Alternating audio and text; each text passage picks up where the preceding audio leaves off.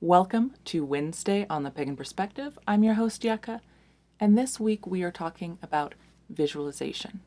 So I haven't gotten the chance to watch any of the other hosts' videos yet, so I do apologize if I repeat anything that they've already said. So there's a whole lot to this topic, so I've broken it down into some chunks. The first one is, do we use visualization in our practice?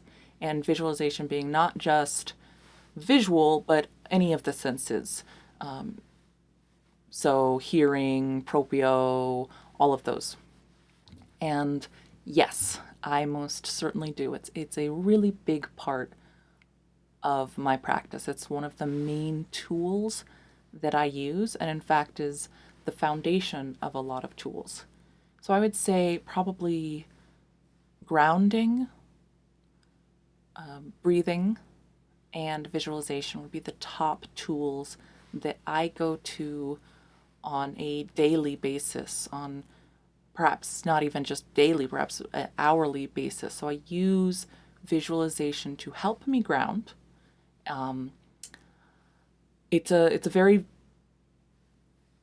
body experience, a very visceral experience. But sometimes, if I need a little bit extra help, I use the imagery of ints. So I will quickly imagine myself, see myself as my bottom half becoming like that of an int, and the roots coming out and down through my feet into the earth just to get that extra bit of grounding. And it is also something that I can somewhat feel as well. That's part of the visualization. I also do a lot of guided meditations. So I write and record them myself, and I do a podcast that I release, and my personal channel too. So there's a lot of material if you guys want to check that out, if it would be useful to you. But I also listen back to my own material and use that, and I listen to other people's guided meditations as well. And that is practicing visualization. When I write them, I actually have a little, so I write an outline. I don't do like a full word for word script, but just a little bit of an idea of like where I'm going. But on the side, I have a little checklist that says sight, sound, taste, touch, and proprio. Proprio being proprioception, our awareness of our or orientation in space. I don't always get taste in there, but most of the other ones I almost always get in there because I think that can create a more immersive environment. So using the guided meditations as a way of practicing the visualization and a way of and a tool to help us with whatever it is that we're working on through that guided meditation. Next question, what do we do when visualizing? I touched on that a little bit, but I don't. It just sort of happens. Sometimes if I'm sitting down for like a meditation, then yes, I close my eyes and I do some breathing first, and then I go kind of settle into it. But if I'm using it just in a quick snap in my life, then I just do it. It's not like I'm literally seeing it with my eyes. I don't need to close my eyes. If I do close my eyes, I think it's kind of helping to block out other stimulus so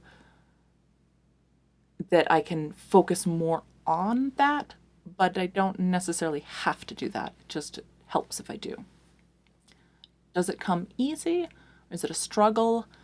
For me, it's something very natural. It's something that comes fairly easily, but I think that part of that is because it is a skill. It is a practiced thing.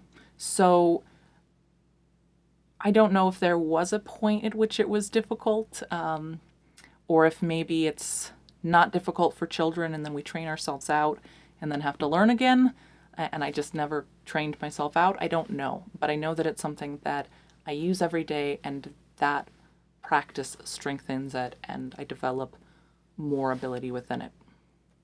So that leads actually very nicely into the next part, which is tips.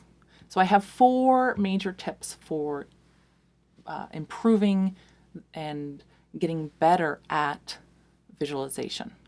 And the first one is, this might seem really, really obvious, but it is so key, and that is to actually practice. Because as I just said, it is a skill, and that it's not like you're instantly going to be great at it. It's something that you have to do over and over again to be able to improve at it. And the good news is that as you're doing that, you are getting something useful out of it as well. So you're not just practicing this skill, you're using this skill to do something else.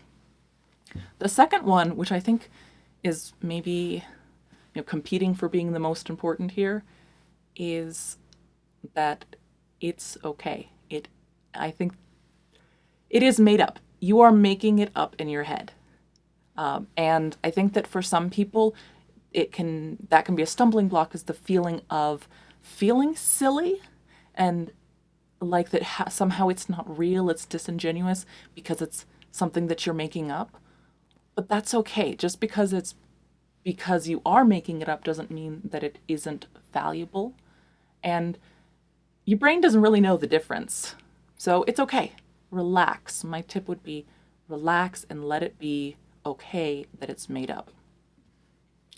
And the next two would be for practicing, two little tips that I have. One would be, if you're trying to really develop the skill, practice with an actual object.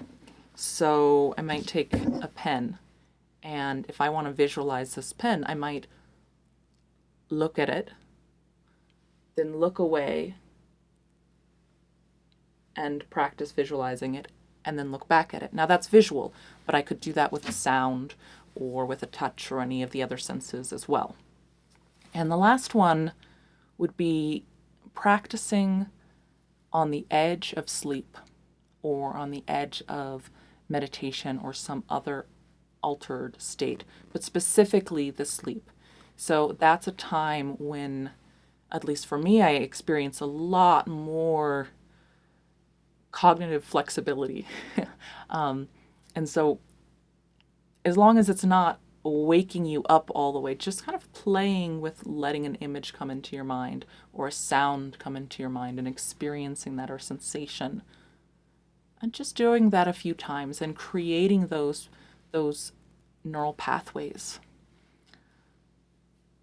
So yeah, I think those are my tips, my 4 tips, and my personal experience with visualization.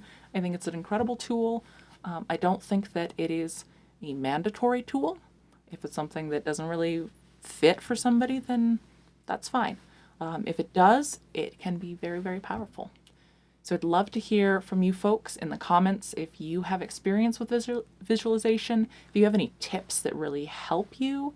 And I'm also really interested if there are certain senses which are stronger for you than other ones when you are using your visualization. So until next week, take care.